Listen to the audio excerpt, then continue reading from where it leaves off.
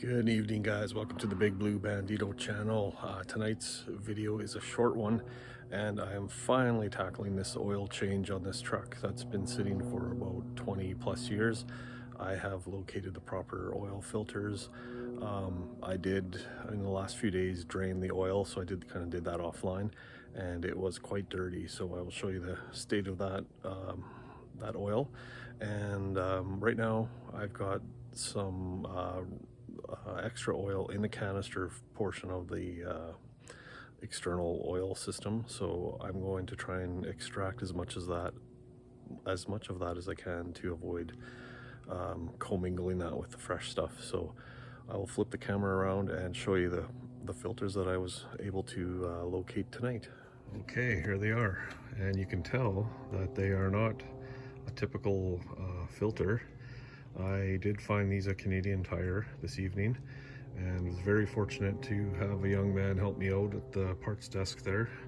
I was kind of explaining what I'm looking for, and he took the initiative to actually go check the back shelf. So I was very grateful that he did that, and you can see here this one's faded quite nicely. So yeah, these are, I could have purchased these online, but I would have had quite a delay in the shipping. So I thought I'm gonna acquire what they had in stock, and I'll maybe check out a couple other stores, see if I can stockpile a few of these and be ready for the ongoing maintenance on this old truck. So here I did pull out the old canister filter, and I did confirm it was a C4, this Fram C4 filter. And I'll show you that again. The oil was very dirty, so we'll pop this lid here, and I want to show you what I'm going to try and do to extract what's remaining in there, since it is an external system. When I did drain the pan, not all of that will come into the pan, so I don't know. I can't really find much for help online to determine the proper method to maintain the system, but I'm just going to use a little common sense and try and extract as much of that dirty oil out as possible. So let's pop the lid here and get working on this. Okay, before we open that canister, here is what I pulled out of there. We have our C4 marking, and I don't know if this is, what do you call it, SKU code or whatever, I'm not sure. But either way, it's a Fram C4 filter. You can see, hey Jazz, get away there. The oil was black. That's probably the dirtiest oil I've seen. So regardless if I can't get all of the residual out of that canister system, at least I'm putting fresh oil in and giving this truck a little spa treatment. So let's get under the hood here. Okay, I did have this off earlier, so it is in here loosely. The nut.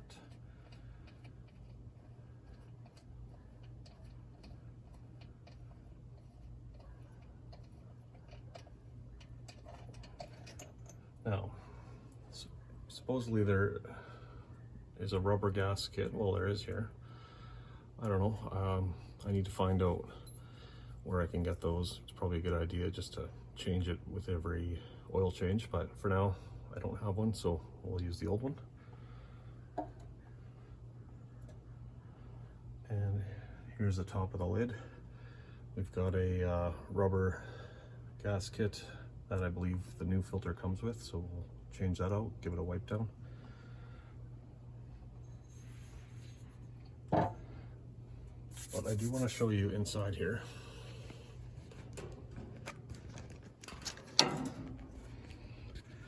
So you can see the residual oil in there. It's not much, but I do not want that to flow in and commingle with the new stuff that I've put in. So I have come up with a brainwave idea, my turkey baster from my Dollarama store, and I'm going to extract as much as I can and see if this actually works, and dispose of it in the pails that will ultimately end up in recycling for now. So let's get started on this and see how it turns out. my trusty pail close by. Let's see how this works.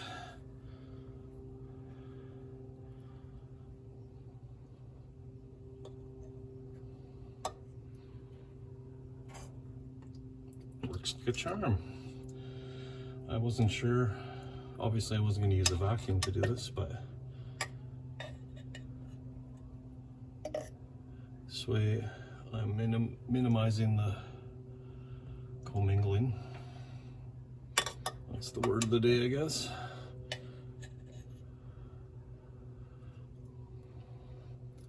So what I'm going to do, I did put 5 liters of 10W30 Pennzoil in. I'm actually, I don't know, from the little bit I've read about these, I believe the oil is going to originate from here, so I'm actually thinking I want to have something in here before I do a startup with the new stuff. So I think I'm going to put about a half a liter to prime this canister. And I did check the fuel or the oil level on the dipstick. I was about 1 liter over. But the important part I think to remember is this external canister probably holds a liter to a liter and a half. So I thought I would prime it. I didn't want to fill this canister up with another additional liter. So I think just getting something in here prior to me cranking it was a good idea. Yeah, this is actually working really well.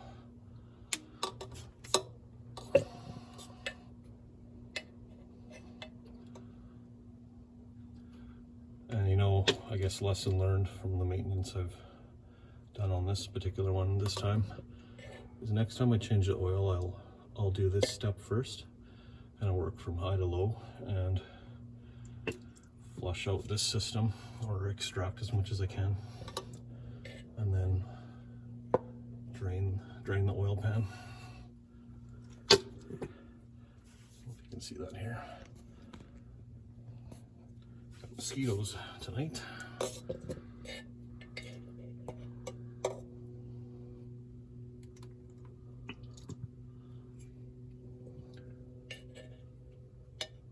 Oh, this worked like a charm.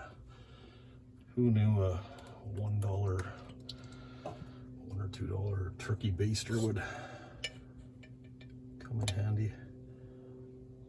And sorry if it's getting kind of late here. Hopefully the light is still decent. Wow, that was probably, I'd say half a quart, half a liter, whatever, sitting in there. So it's kind of reassuring to know that's not going to enter the system. So I've done all I can to kind of take care of that problem.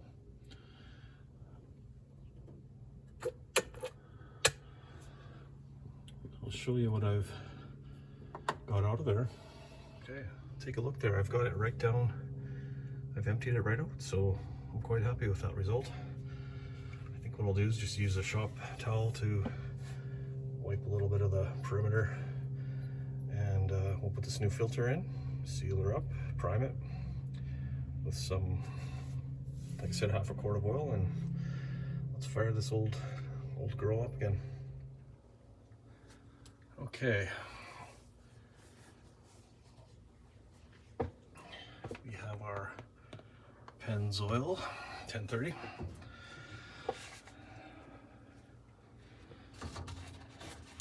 Since I am a little higher up, I don't have a funnel, and this doesn't really accept a funnel easily, so I will just carefully prime this with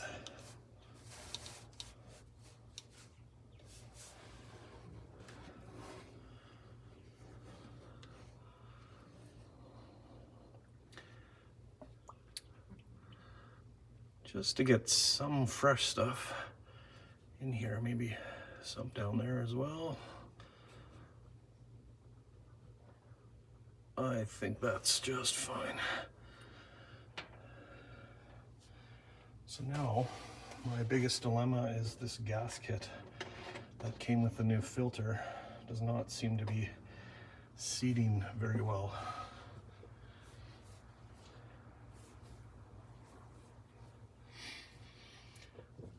I am tempted to use the old one. See if we can show you here what's going on. It just seems to have a little bit extra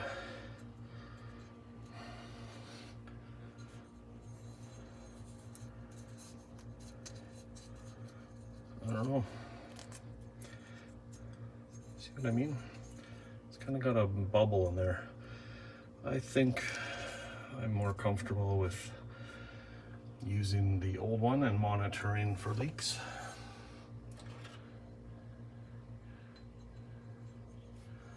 Let's do that.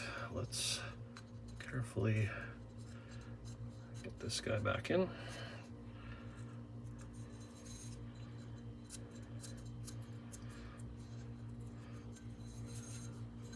Who knows, maybe I could have heated up that new gasket, but I like that. Good enough.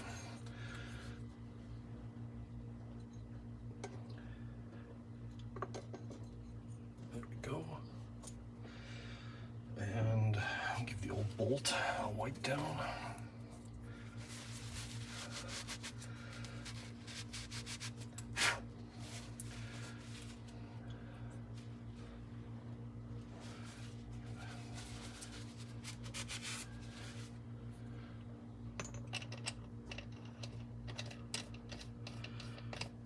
Yeah, I'm happy with this, just to get something in there to expedite the flow or circulation. That's hand tight. I will get the wrench. Jazzy, thanks for your help tonight. All right, let's see if I got the right wrench. I did, 3/4 inch for the old girl. One.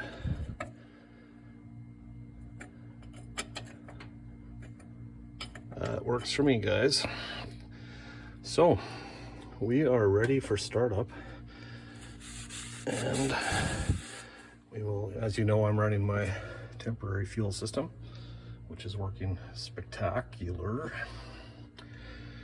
Let's see, kind of neat firing up an old truck after its first maiden oil change in about 20 plus years, giving it the love it deserves. So let's hop into the cab, see what we can do.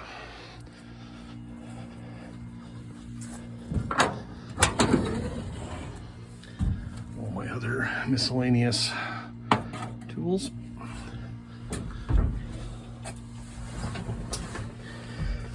Couple of shots, ignition power, choke to full, and crank.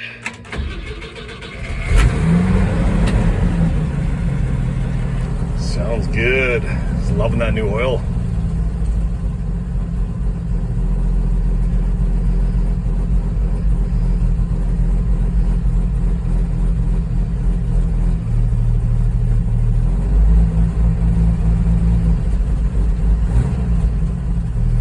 Sounds like she's circulating.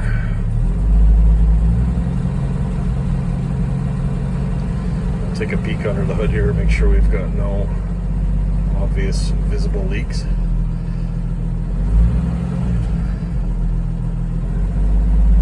To get that idle up a bit to keep that gen light off.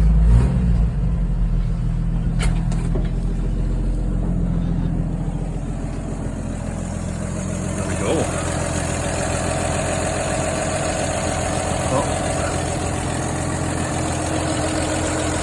Oh, we do have a leak. Shit. Okay guys, I'm back. I did this offline, but I just took off the lid again, cleaned the gasket with a shop rag, tightened the top down quite a bit more. It seems to be working, thank goodness. It's always a little unsettling when you get, I've never actually had a visible leak after an oil change that I've done, but I guess with this setup, it's very likely. I did check the dipstick after running it for that first attempt, and we were just over the flow line, so I think I'm happy with the amount of oil that's in there, and let it run for a bit, then shut it down, and we'll check that dipstick oil tomorrow. But thank goodness, another little project to tackle here. So that's my sign off for tonight. I had to come back on and share that with you guys. We'll call it the blooper of the evening. So have a good one. I'm out here.